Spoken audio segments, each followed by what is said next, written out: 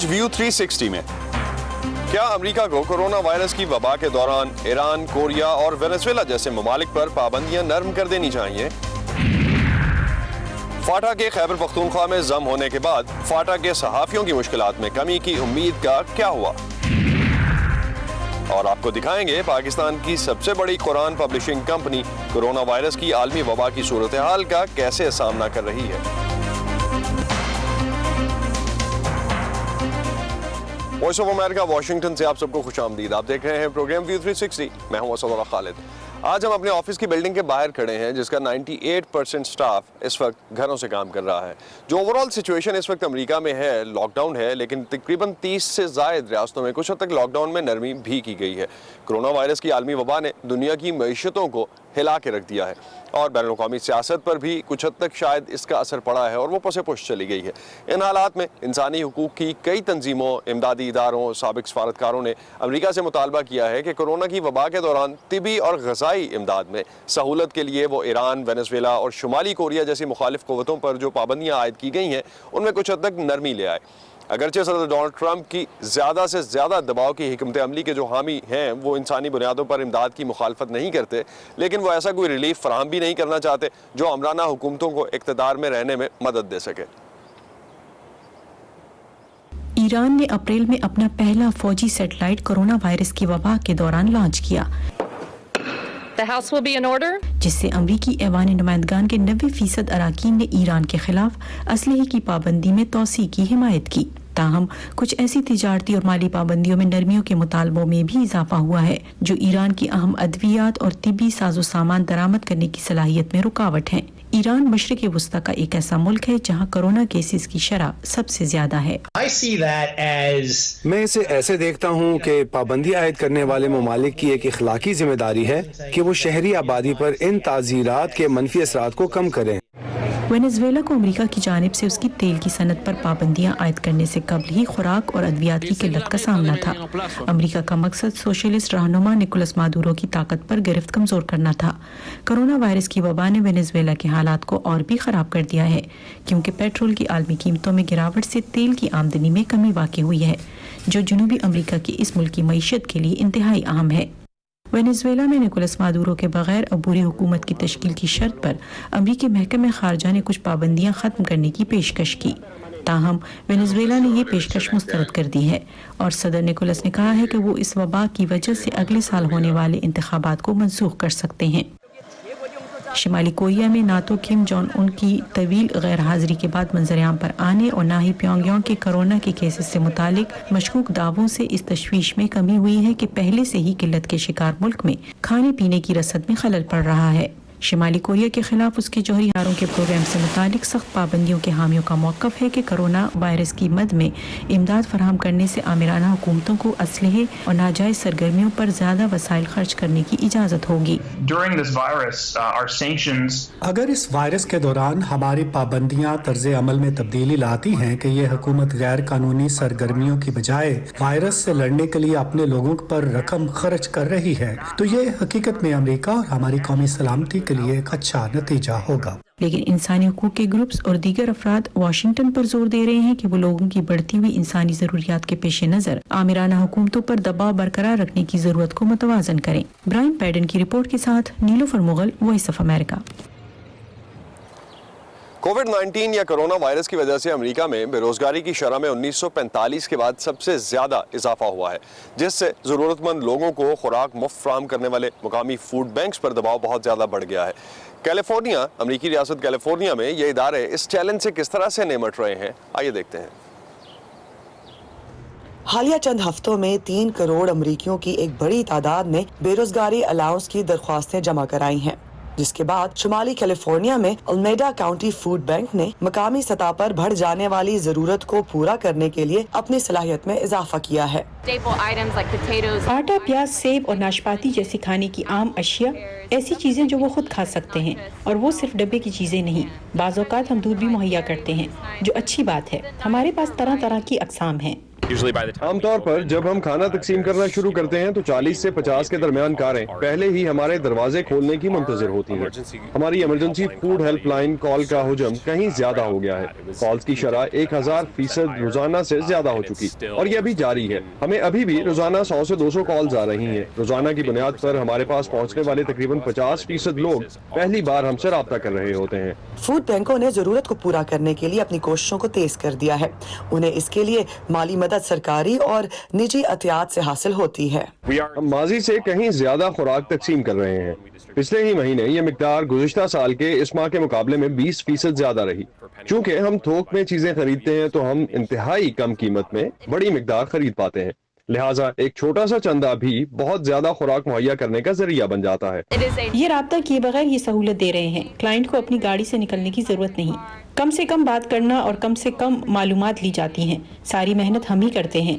हम इनके लिए खाना खुद उनकी गाड़ियों में डाल देते हैं और ये बहुत जल्दी हो जाता है। लिहाजा वो खाना लेकर जा सकते हैं।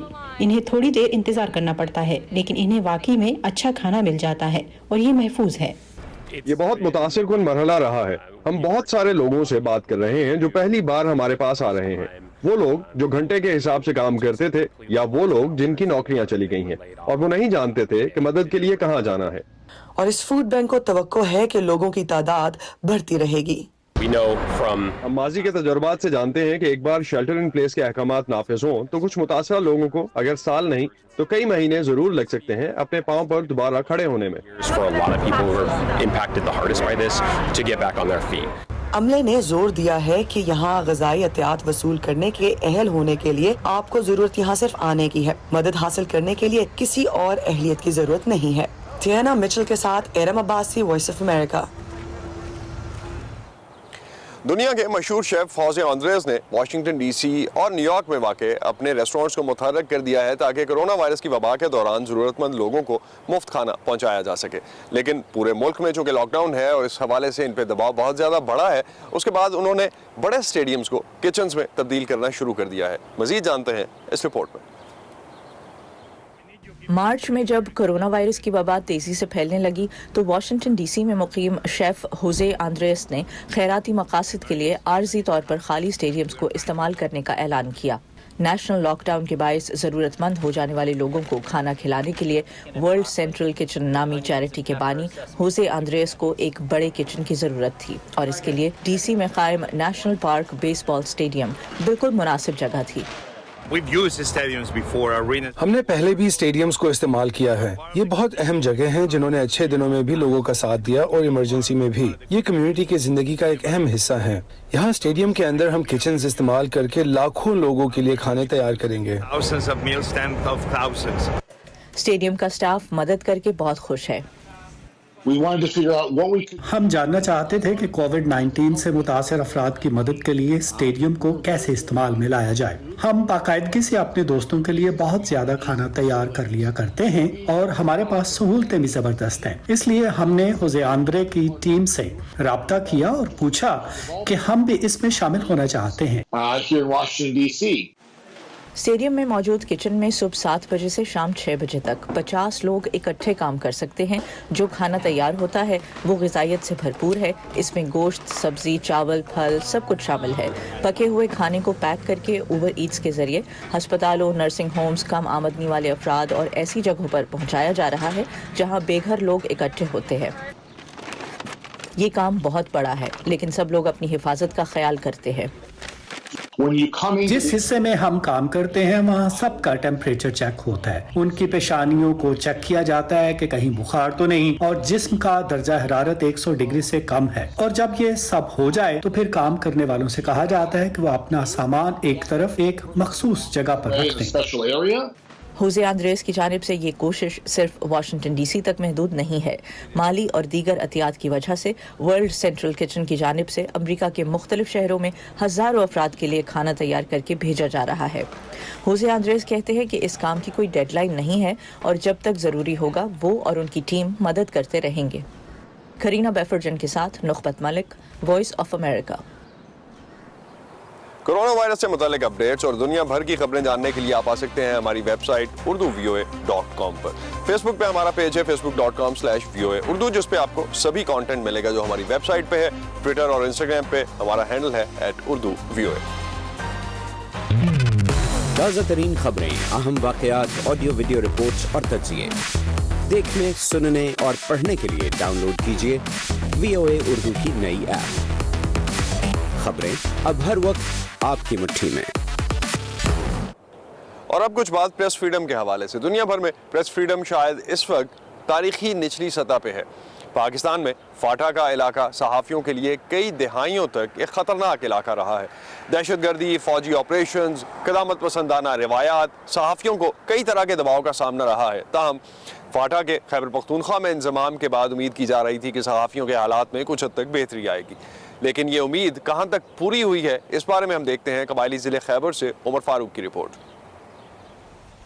कबायली ज़िले खैबर से ताल्लुक़ रखने वाले सहाफ़ी खलील जिब्रान 6 साल कबल एक बम हमले में ज़ख्मी हो गए थे। बम उनकी गाड़ी में नस्ब किया गया था। खलील जिब्रान कहते हैं कि इस तरह के वाक़यात के खिलाफ वो सिर्फ एहतिजाज ही कर सकते थे, जो उन्होंने मकामी सतह पर किया। इंज़माम के बाद सहाफ़ियों की कबायली तंजीम ख़त्म होकर सूबाई तंजीम में ज़म हो गई। ताहम सहाफ़ी इस इक़दाम से खुश नहीं। पहले हमारा वो TUJ यानी ट्राइबल यूनियन ऑफ जर्नलिस्ट एक मरकजी तंजीम हुआ करता था।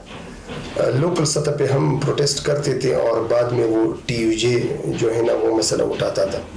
अब चूंकि वो भी ख़त्म हो गया है मर्जर के बाद, तो हम डायरेक्ट पेशावर प्रेस क्लब जाते हैं और वहाँ के सहाफ़ियों से बात करते हैं कि यहाँ थ्रेट मिल रहे हैं। खलील जिब्रान के अलावा पिछले 10 सालों में सिर्फ तहसील खैबर में 15 से जायद सहाफ़ियों को बम धमाकों से निशाना बनाया गया, जबकि 2 सहाफ़ियों की जान चली गई। इन मुश्किल हालात में काम करने के बावजूद कबायली सहाफ़ियों की शिकायत है कि उन्हें मीडिया इदारों की तरफ से तनख्वाह नहीं मिलती।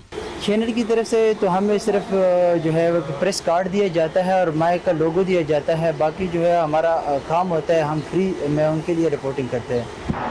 बिल्कुल जी, एक जुल्म तो है, क्योंकि ये एक रिस्पॉन्सिबिलिटी है और जो भी रिस्पॉन्सिबिलिटी अदा करते हैं तो उनको मुआवजा देना चाहिए। लेकिन कबायली सहाफ़ी अकमल खान अफरीदी कहते हैं कि किसी इदारे से वाबस्तगी सहाफ़ियों के तहफ़्फ़ुज़ के लिए फ़ायदेमंद भी साबित होती है। वो ऐसे हैं कि वो अपने वो रिपोर्ट पर वो बहुत मतलब वो सपोर्ट करते हैं, वो स्टांस लेते हैं, उनका मौक़िफ़ बहुत सख्त आता है। वो बाकायदा राब्ते करते हैं यहाँ पे जो लोग उसमें मतलब है कि वो धमकियाँ देते हैं तो उसको बराह रास्त वो उनसे राब्ते करते हैं कि तुमने मेरे रिपोर्टर को क्यों हिरासा किया है। पाक अफगान तुर्खम बॉर्डर से चंद किलोमीटर के फासले पर वाक़या लंडी कोतल प्रेस क्लब एक किराए की इमारत में वाक़या है। यहाँ के सहाफ़ी गुज़िश्ता कई सालों से इंतजामिया से अपने लिए इमारत हासिल करने की तगदो में हैं। कबायली अजला में अखबारात, जराइद और चैनल्स के दफातर खोलने की इजाज़त अब भी नहीं है। सही मानों में ये रिपोर्ट नहीं कर सकते क्योंकि यहाँ आज़ादी नहीं है, इस तरह कि यहाँ अपने इदारे नहीं है। इंफॉर्मेशन डिपार्टमेंट की तरफ से ये इजाज़त नहीं है कि कोई रिसाला, TV वगैरह कबायली अजला में खोले जाए। सहाफ़त करना दुनिया भर में कहीं भी आसान नहीं, लेकिन कबायली अजला में बगैर तनख्वाह के दहशतगर्दी और इंतहा पसंदी की रिपोर्टिंग करना खास तौर पर मुश्किल काम है। कबायली अजला के सूबे में इंज़माम से उम्मीद की जा रही थी कि सहाफ़ियों के रास्ते की कुछ रुकावटें दूर हो जाएंगी, लेकिन इनके हालात में अब तक कोई बड़ी तब्दीली नहीं आई। Umar Farooq, voice of America, Landi Kotal. Corona virus के माहौल में फील्ड में जाकर रिपोर्टिंग करने वाले पाकिस्तानी सहाफ़ी भी फ्रंट लाइन वर्कर्स से अपने जज्बे में किसी भी तरह से पीछे नहीं है। पाकिस्तान में कई सहाफ़ी अपने फ़राइज़ की अंजामदही के दौरान वायरस का शिकार हो चुके हैं। आलमी वबा के दौरान सहाफ़ी किन मुश्किल हालात में काम कर रहे हैं और क्या क्या मुश्किलात उन्हें दरपेश हैं, जानते हैं इस रिपोर्ट में। देखिए, जिस तरह फ्रंट लाइनर डॉक्टर्स हैं उस तरह फ्रंट लाइनर जो हैं वो हम सहाफ़ी हज़रात भी हैं। जो मौजूदा सूरत हाल है उसमें आपको पता है कि वायरस किसी भी ज़रिए से फैल सकता है, तो ना आपको EPP किट्स फराहम की गई हैं, ना कोई सिक्योरिटी गेयर्स हैं आपके पास। आप सिर्फ एक ग्लव्स के तौर पे आप एक मास्क लगा के या आप ज़्यादा से ज़्यादा सैनिटाइज़र यूज़ करके जो है अपने आप को सिक्योर कर रहे हो।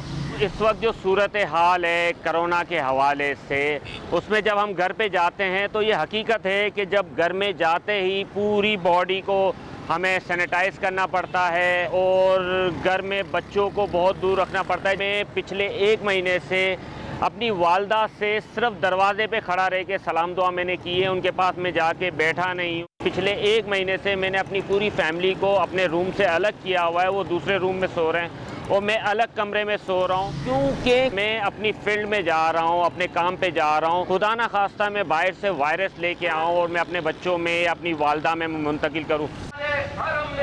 अभी हाल ही में मेरी टीम के 2 साथियों को जो है वो कोरोना पॉजिटिव आया है, तो उसके फ़ौरन बाद मेरे इदारे की तरफ से ही मेरा टेस्ट कराया गया। जो मुझे उस वक्त तकलीफ़ हुई, जो अजियत हुई, एक तो मेरी ज़हनी अजियत चल रही थी कि पता नहीं क्या हो, दूसरा मुझे जो जिस्मानी अजियत हुई ये भी ज़्यादा थी। तो मैं कभी नहीं चाहूँगा कि मेरी एक ज़रा सी भी कोताही से या मेरे इर्द गिर्द जो लोग मौजूद हैं उनकी कोताही से मुझे दोबारा इस अमल से गुजरना पड़े।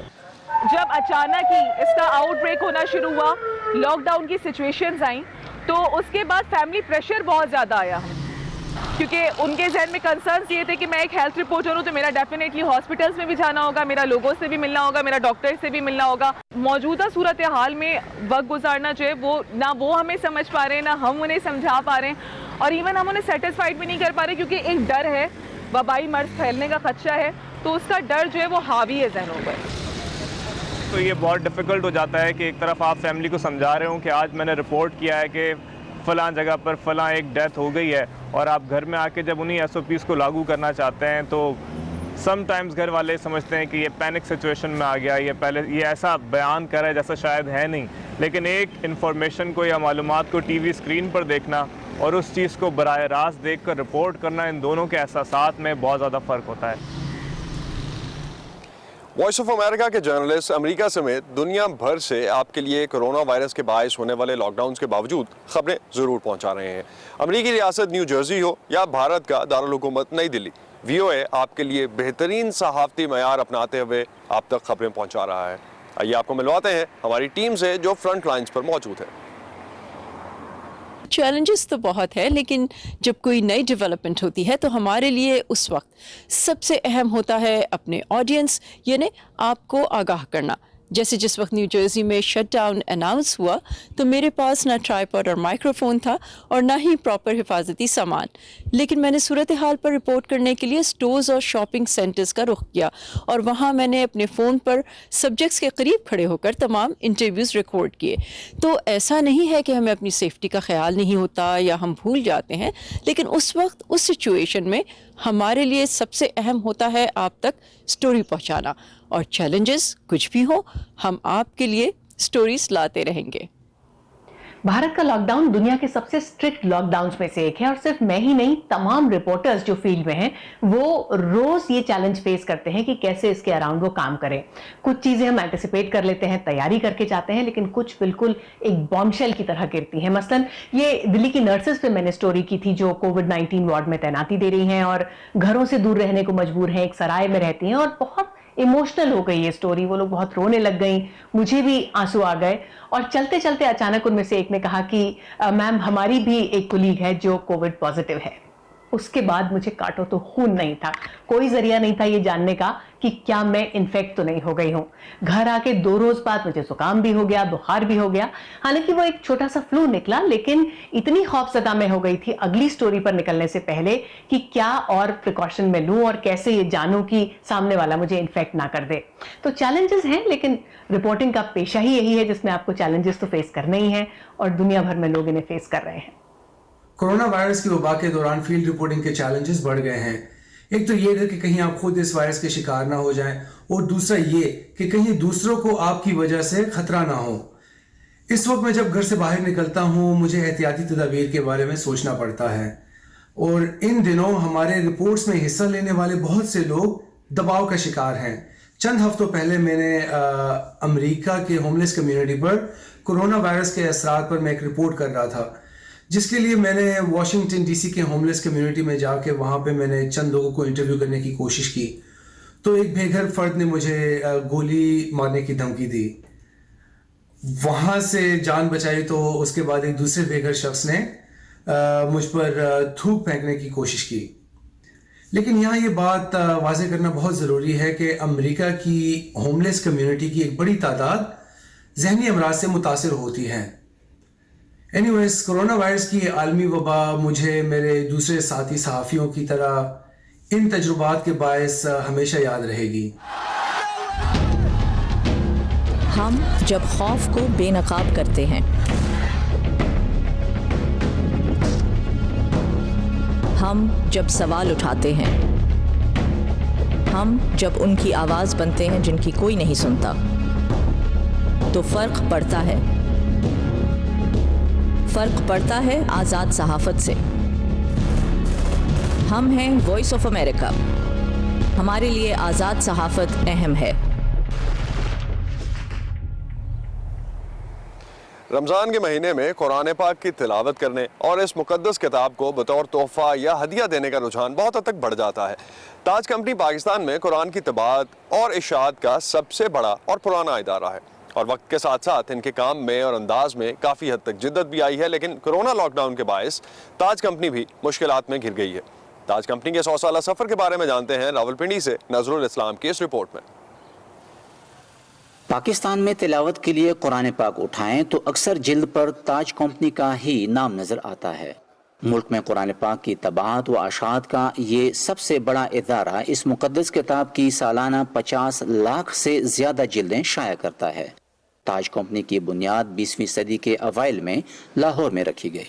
لاہور میں ایک سکھ پبلشر تھا کو کھڑک سنگھ نام کا، وہ قرآن پاک چھاپتے تھے بڑی احترام کے ساتھ، عملہ انہوں نے بڑا مسلمان رکھا ہوا تھا۔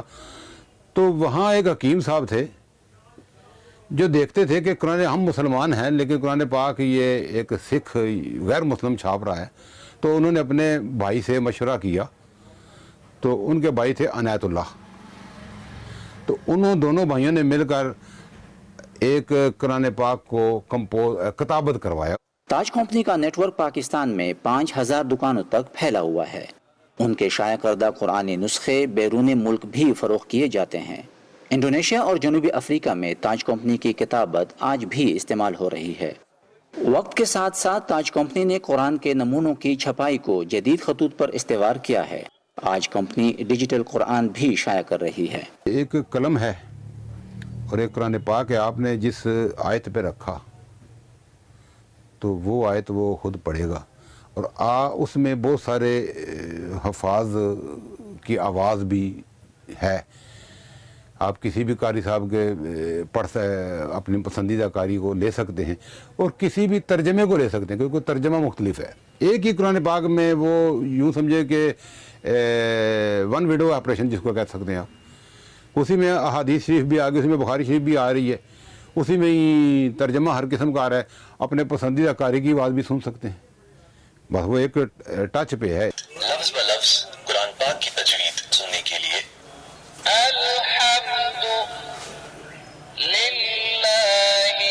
کرونا وائرس کے باعث لاک ڈاؤن کا اثر تاج کمپنی کے کاروبار پر بھی پڑا ہے۔ کروڑوں روپے کی ماہانہ سیلز میں بھاری کمی آئی ہے۔ انتظامیہ کو خدشہ ہے کہ صورتحال جلد بہتر نہ ہوئی تو کمپنی سے منسلک 500 سے زیادہ ملازمین کا روزگار منفی طور پر متاثر ہو سکتا ہے۔ سواریاں ہی نہیں چلی، گاڑیاں ہی نہیں چلی، لوگ باہر سے بیوپاری آتا ہی نہیں ہے پنڈی میں۔ ہم پنڈی کی بات کرتے ہیں، ہم پنڈی کے ڈیلر ہیں، ان کے 30% بزنس رہ گئے۔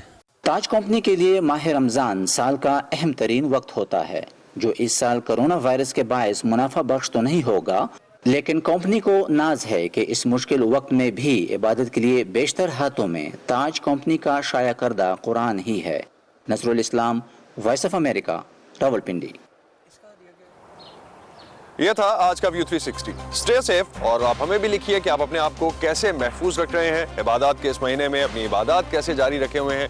facebook.com/VOA اردو کے پیج پر آپ ہمیں لکھ سکتے ہیں، اور اس کے علاوہ ٹویٹر اور انسٹاگرام پہ ہمارا ہینڈل ہے @urduvoa۔ اب تک کے لیے اتنا ہی۔ اسد اللہ خالد کو اجازت دیجیے، خدا حافظ۔